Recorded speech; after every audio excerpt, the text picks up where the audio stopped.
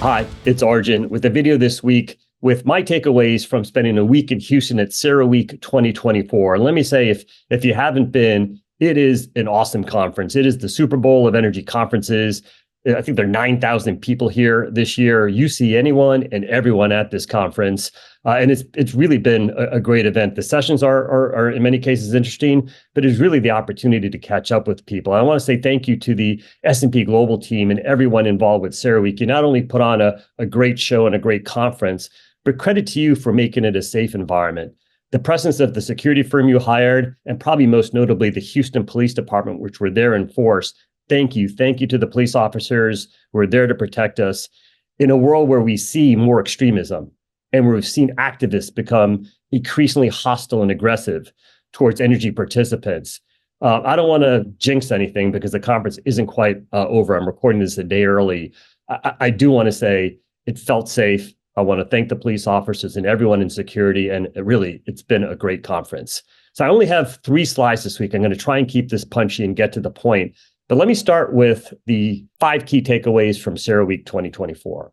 First, one thing that was clear from the get-go was, I will say, the growing dissonance between those that are hanging on to this sort of net zero by 2050 or die mantra, and what I will say is the growing pragmatic consensus that we need to live in reality and recognize there are massive unmet energy needs, especially in the developing world, and it is going to be all of the above to deal with it. And let me address those of you that are, in fact, particularly concerned about climate challenges, which is not every Super Spike subscriber, but I want to address that crowd. Arjun, aren't you, by saying net zero by 2050 or die, kind of making fun of it? I'll just say this. If you're most passionate about climate, to me, there is a huge need to still care about what is the math actually showing in terms of oil demand, coal demand, and all sources of energy growth. If these things are growing, we can't pretend otherwise. How are we meeting 24/7, 365 power if new technologies aren't ready for prime time, as something like green hydrogen clearly isn't yet? If electric vehicles are realistically going to be a portion of the market, not the entirety, and even that's only a portion, the list goes on. If you care about the climate, you should want to live in the reality of how we're going to be meeting our energy needs. And that is the point we're trying to make. Let's do the work. Let's do the analysis. We are going to be trying to solve for all the different variables that goes into our energy system. It is, though, first and foremost, always about meeting the energy needs of everyone on Earth. I have to say, the conference has so many panels and presentations, you can't listen to all of them. In fact, you can only really listen to a small portion.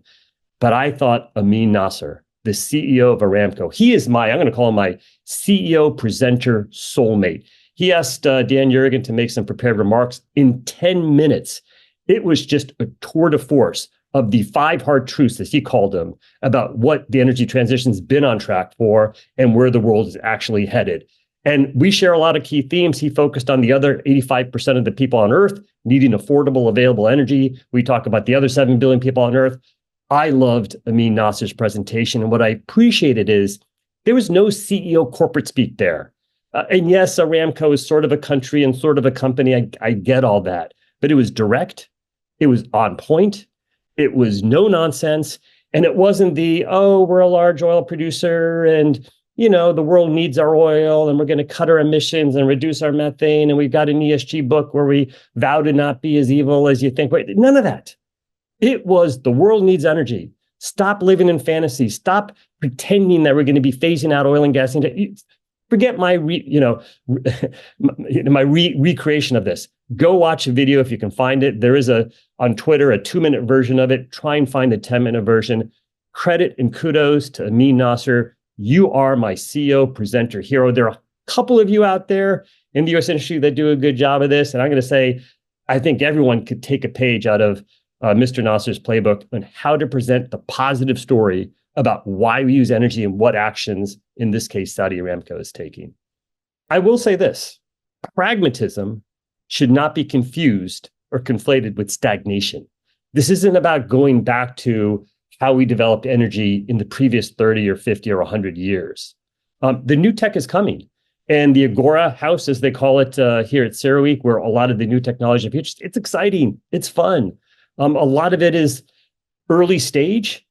If you're a country and you are in the developing world and you've got billion people population needs of which to deal with, and you are not long crude oil, and if you're not long natural gas, you're going to try your hardest to figure out the new tech, right? There's a compatibility with diversifying our energy sources beyond crude oil and natural gas that comes with the developing world and meeting unmet energies. They're one and the same thing. Geopolitical security and lower carbon are actually going to be decently aligned. The new tech is coming.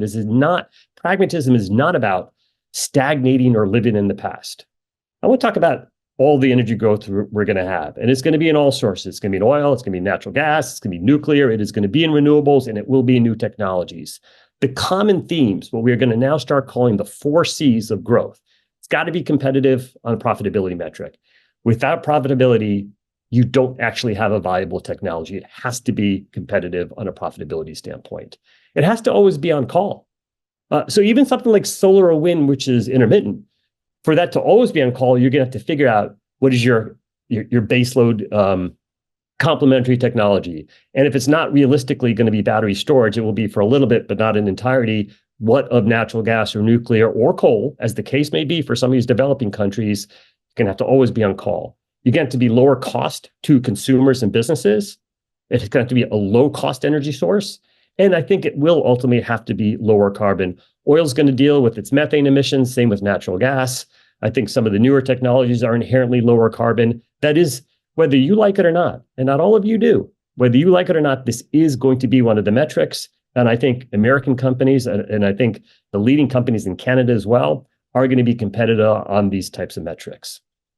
One of the things that was really clear coming out of CERAWeek, when you see Amazon Web Services and Microsoft here, when you see large industrial companies as well, there are going to be new business models and new partnerships and new opportunities. If you're a traditional energy company, oil and gas, whether that's upstream, midstream, or downstream, historically, you've not been in the power sector. And a lot of investors will say, you shouldn't be in the power sector. I think what we're wondering is, in a world where there are lots of regulatory issues, are you going to build interstate transmission lines? If you're not, and if you're Amazon, or if you're Microsoft, or any other large tech company, or any large industrial user of energy, you're going to figure out how you can get your dedicated or distributed power, as the case may be. And is there a role for traditional energy to play in that? There may not be. But I think how you think about meeting the world's energy needs, it's not going to be the same business model and the same growth elements that worked over the last 20, 30, 40 years. It's going to be those 4 C's that we care about. There's going to be new partnerships, new opportunities, new strategies. And for you as a company, for you as an executive team, how are you thinking through these things? How are you open-minded? And how are you thinking kind of in decades ahead? How can we be differentiated as a company? I'm going to spend more on that in the end, so maybe I'll stop there for this slide. So let me talk about what I'm going to call the new energy transition narratives, getting away from this almost obsessive mindset that net zero by 2050 is somehow a guiding force. It is not. The guiding force is meeting the massive energy needs of everyone on Earth. And that's going to be both traditional energy, classically oil and gas. It's also going to be coal. Whether you like it or not, it's going to be coal. And it's going to be the new stuff. We're going to be using all of it.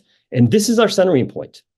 How are we meeting the energy needs of everyone on Earth, especially the other 7 billion people that use a fraction of the energy? And this is both a takeaway from CERAWeek. It's been a core theme of Super Spiked and at Veriton, as you all know.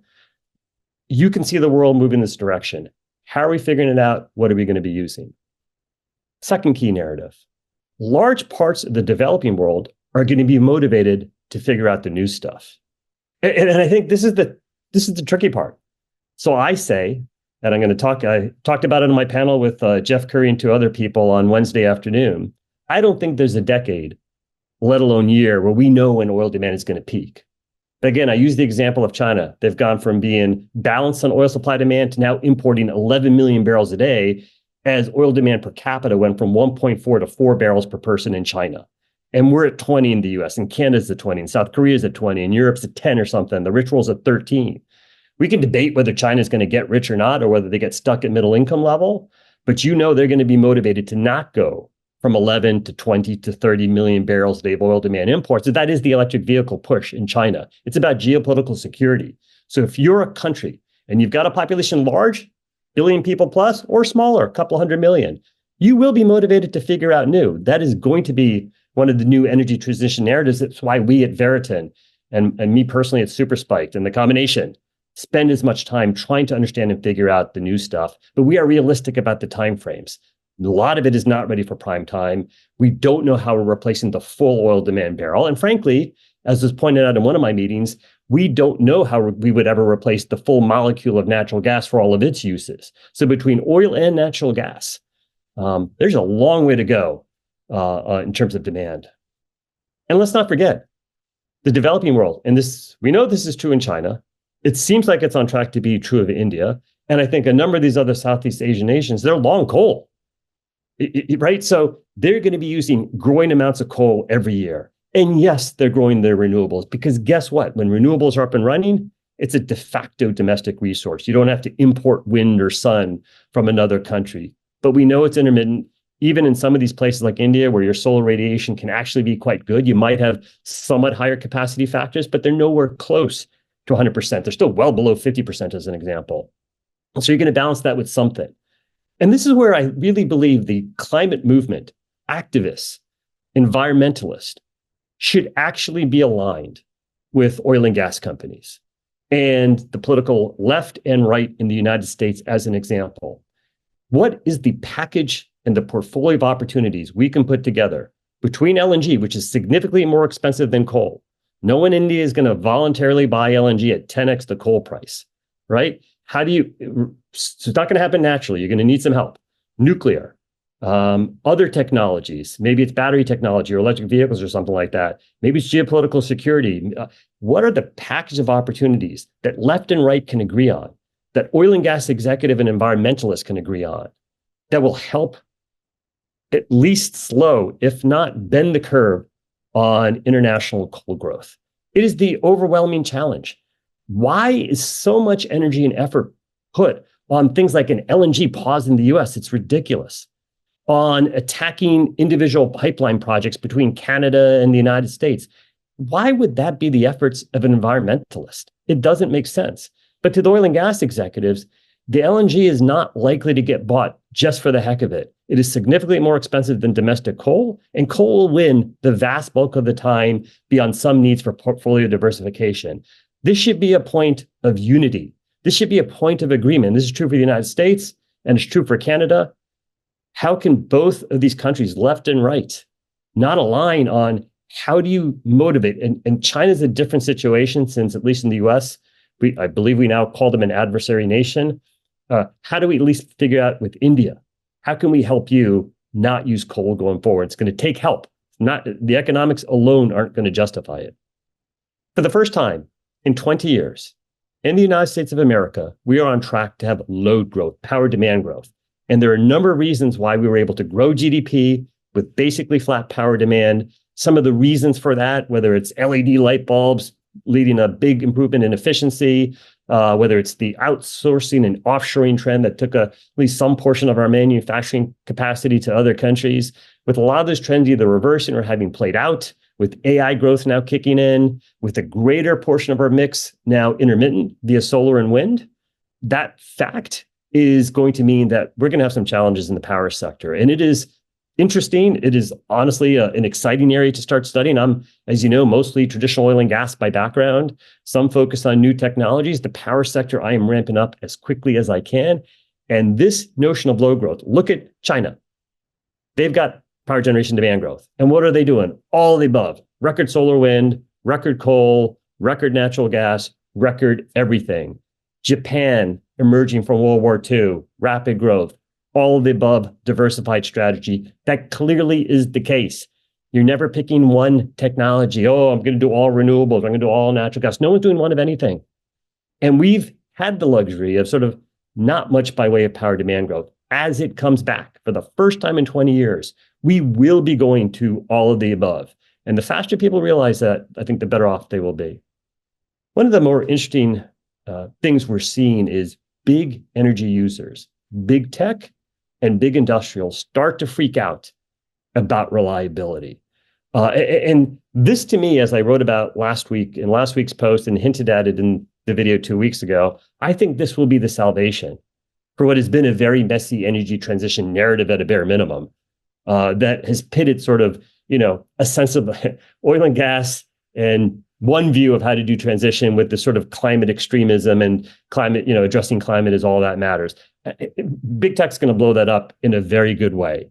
They're going to need power 24/7, 365. They can already see the permitting issues with transmission lines. They're going to want, I think it's behind the meter power, dedicated to distributed energy. And who's going to help them with that? Nuclear is going to be part of the answer. Natural gas is going to be part of the answer.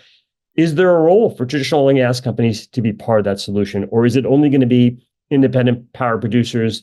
You can see the very strong stock price performance of Constellation, Vistra, Talon. They all have nuclear exposure. What is the opportunity for oil and gas companies to be part of that? Midstream, downstream, not just upstream. So let me go through the implications of what we've been talking about. I mean, first is what are going to be the fastest growth areas? I think it's going to be the gas value chain, LNG, if you're an exporting producer in the United States, but across the gas value chain, it's going to be power, petchem, and actually renewables. And I'm going to stick renewables in this sort of more mature, we know it. It works. It has issues via intermittency, but there's no question you can get a lot of power generation demand growth from solar and wind. Some people like it more, some people like it less. I'm going to call it a mature area at this point in time, and part of our sort of permanent go forward mixture on these things. I think, what is your exposure to this? Now, I did leave off oil.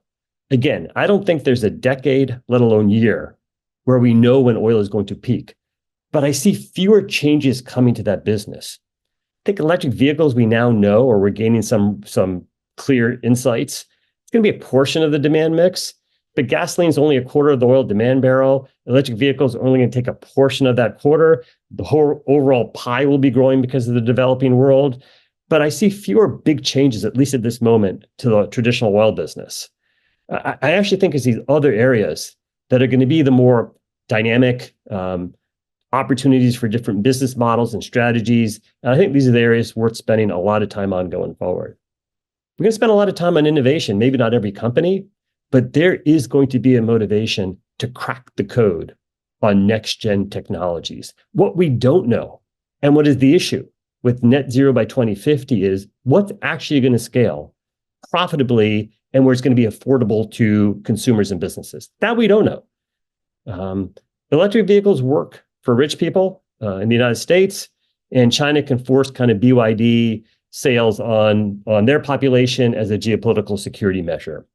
I think we look at the broader developing world, India, rest of Southeast Asia, Africa.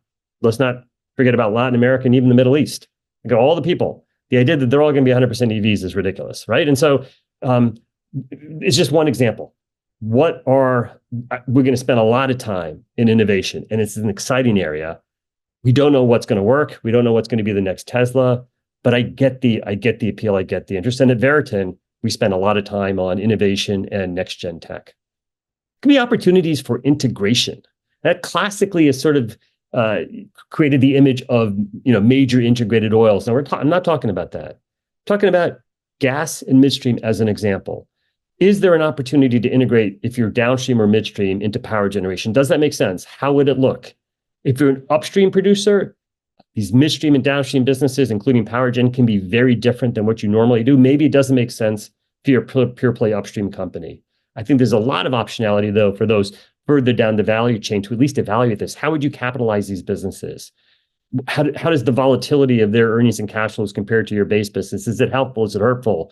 What is the opportunity to put leverage? There are a gazillion questions here. I think integration is going to be one of those things that in the go forward world of meeting the unmet needs of the developing world, of dealing with our load growth, integration is going to increasingly gain in importance, especially in these sort of natural gas, midstreamy, downstreamy, powery kind of segments. And the opportunity to partner with big tech and big industrials.